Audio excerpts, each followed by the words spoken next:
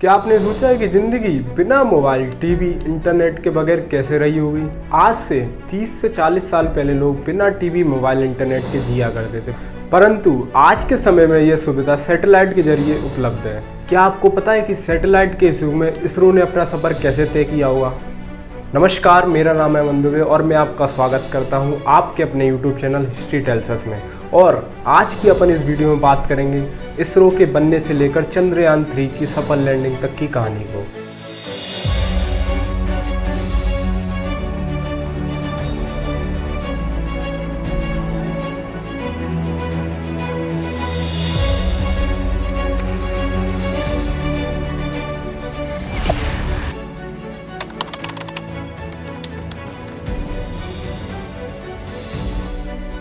Space journey के सफ़र में सबसे पहली शुरुआत 1896 में फ्रांस कंट्री ने साउंडिंग बलून की हेल्प से एक्सपेरिमेंट किया, परंतु ये एक्सपेरिमेंट ज़्यादा हद तक सफल नहीं हो पाया।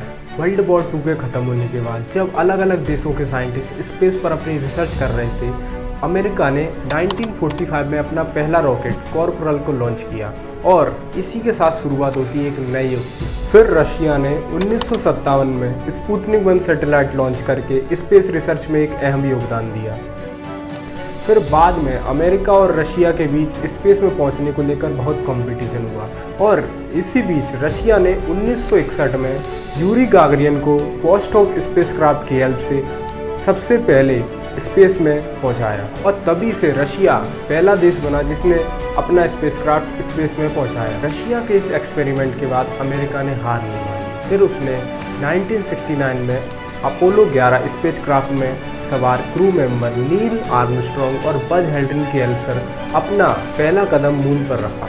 स्पेस इरा के इस समय में फिर एंट्री होती है भारतीय व्यक्ति राकेश शर्मा की, जिसने 1984 में T11 स्पेसक्राफ्ट की हेल्प से स्पेस में अपना कदम रखा।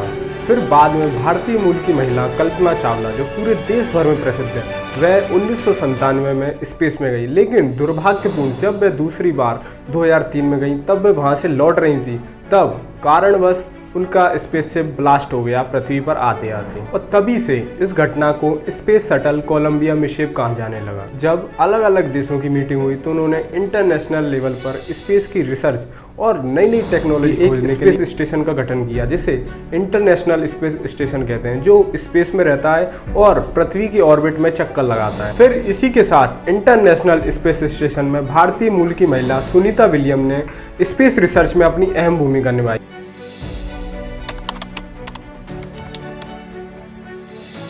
जब रशिया ने 1958 में स्पुतनिक 1 सैटेलाइट को लॉन्च किया, तभी सारे देशों ने मिलकर एक कमेटी का गठन किया, जिसे कोस्पार यानी कमेटी ऑन स्पेस रिसर्च भी कहा गया है, जिसका मतलब यह है कि सारे देश मिलकर स्पेस पर रिसर्च करेंगे। फिर इंडिया ने धीरे धीरे स्पेस रिसर्च में आगे बढ़ना प्रारंभ किया और तभी 1961 में स्पेस रिसर्च की जिम्मेदारी डिपार्टमेंट ऑफ एटॉमिक एनर्जी के अंदर डॉक्टर होमी जहांगीर भाभा के नेतृत्व में दे दी। जी हाँ, ये वही जहांगीर भाभा हैं जिन्होंने क्वांटम थ्योरी जैसी बड़ी डिस्कवरी में अहम भूमिका निभाई और जिसे इंडिया का फादर ऑफ न्यूक्लियर प्रोग्राम भी कहा जाता है। डॉक्टर होमी जहांगीर भाभा ने स्पेस रिसर्च के लिए 1962 में एक कमेटी का गठन किया, जिसे इनकोस्पार यानी Indian committee on space research, जिसका अध्यक्ष डॉक्टर विक्रम साराभाई को बनाया गया। जी हाँ, यह वही डॉक्टर विक्रम साराभाई है जिसे इसरो का जनक भी कहा जाता है। लेकिन सैटेलाइट लॉन्च करना इतना आसान नहीं था, क्योंकि सैटेलाइट लॉन्च करने के लिए एक ऐसी जगह का चुनाव किया जाता है जो अर्थ मैग्नेटिक इक्वेटर के सबसे नज़दीक हो, क्योंकि इस जगह से सैटेलाइट लॉन्च करने में सबसे कम फ्यूल लगता है। और उनकी कड़ी मशक्कत के बाद उन्होंने तुम्बा नामक स्थान का चयन किया, जो केरला में स्थित है, और यहीं पर TERLS को स्थापित किया। फिर डॉक्टर विक्रम साराभाई ने दिग्गज साइंटिस्टों की हेल्प से 1963 में American made rocket Naik Apache को सफलतापूर्वक TERLS सिस्टम से लॉन्च किया। पहले एटॉमिक एनर्जी और स्पेस रिसर्च एक साथ काम किया करते थे, लेकिन डॉक्टर विक्रम साराभाई और गवर्नमेंट का यह मानना था कि जब तक एटॉमिक एनर्जी और स्पेस रिसर्च में हम आत्मनिर्भर नहीं हो पाते, जब तक देश की उन्नति नहीं हो सकती। और इसीलिए भारत सरकार और डॉक्टर विक्रम ने एक योजना बनाई कि एटॉमिक रिसर्च और स्पेस रिसर्च दोनों को अलग कर दिया जाए। और इसी के परिणाम स्वरूप 15 अगस्त 1969 में इसरो का गठन हुआ, जिसके पहले चेयरमैन डॉक्टर विक्रम साराभाई को बनाया गया। जैसे जैसे समय बीतता गया, इसरो को ज़रूरत पड़ी एक डिपार्टमेंट की, और इसी के साथ 1972 में इसरो को डिपार्टमेंट ऑफ एटॉमिक एनर्जी से ट्रांसफ़र करके डिपार्टमेंट ऑफ स्पेस रिसर्च में ट्रांसफ़र कर दिया गया। विक्रम साराभाई स्पेस सेंटर, इसका गठन 1965 में हुआ था, जो केरला में स्थित है, जो बड़े बड़े लॉन्चिंग व्हीकल जैसे GSLV, PSLV, ASLV के बनाने के लिए जाना जाता है।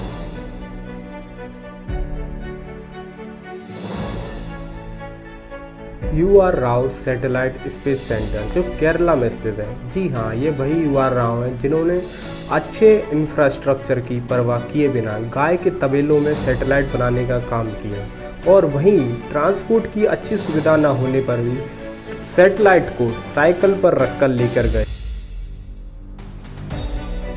और अलग अलग देशों के साइंटिस्ट के लिए प्रेरणा बने। और ऐसे आदमी को मेरा दिल से सलाम। स्पेस सेंटर की इस सीरीज में फिर नंबर आता है सतीश धवन स्पेस सेंटर का, जो श्रीहरिकोटा आंध्र प्रदेश में स्थित है, जिसने चंद्रयान 1, 2, 3, मंगलयान जैसे बड़े मिशन को सफलतापूर्वक अंजाम दिया और विश्व में इसरो का नाम ऊंचा किया। जब रूस, चाइना और अमेरिका जैसे बड़े देश कई असफलताओं और हजारों करोड़ों खर्च करने के बाद मार्स पर पहुंचने में सफल हुए, तब भारत अपने पहले ही प्रयास में मंगलयान के जरिए मार्स पर पहुंचने में सफल हुआ, और तभी से भारत का नाम विश्व भर में गौरवान्वित हुआ। इसरो को इन बुलंदियों पर पहुंचाने के लिए कुछ साइंटिस्टों की अहम भूमिका रही, जिनमें doctor APJ Abdul Kalam, HGS Murthy, CR Satya, R Aravamudan, D Visweswara Das, Pramod Kale, AS Prakash Rao, D Ramakrishna Rao, MR कुरुप, MG माथुर और S अम्बी नारायणम।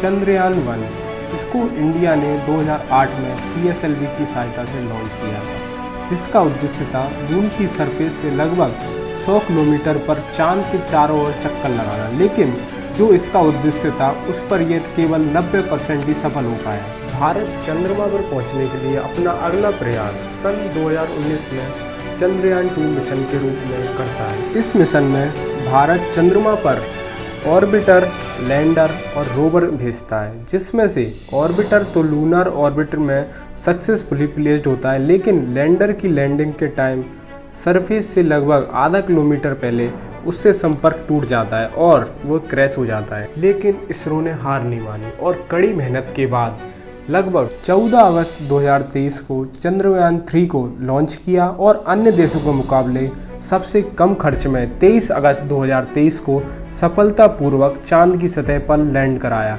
और करोड़ों भारतीयों दिलों में जगह बनाई। चंद्रयान 3 की मून के साउथ पोल पर सफल लैंडिंग कराने के बाद इसरो एक बार फिर भारत का नाम पूरे विश्व भर में ऊंचा करने की ओर बढ़ रहा है, आदित्य L1 मिशन के रूप में। अगर भारत आदित्य L1 मिशन को सफलतापूर्वक L1 पॉइंट पर पहुंचा देता है, जो पृथ्वी और सूर्य के बीच स्थित है, तो भारत विश्व का चौथा ऐसा देश बनेगा जिसने पृथ्वी और सूर्य के बीच सैटेलाइट पहुंचाई। तो आज के इस वीडियो में बस इतना ही। अगर आपको वीडियो अच्छी लगी हो तो इसको लाइक करें और आपके अपने YouTube channel history tells us को सब्सक्राइब करें और अपने दोस्तों के साथ ज़रूर शेयर करें और कमेंट में अपनी राय ज़रूर दें। जय हिंद, जय भारत।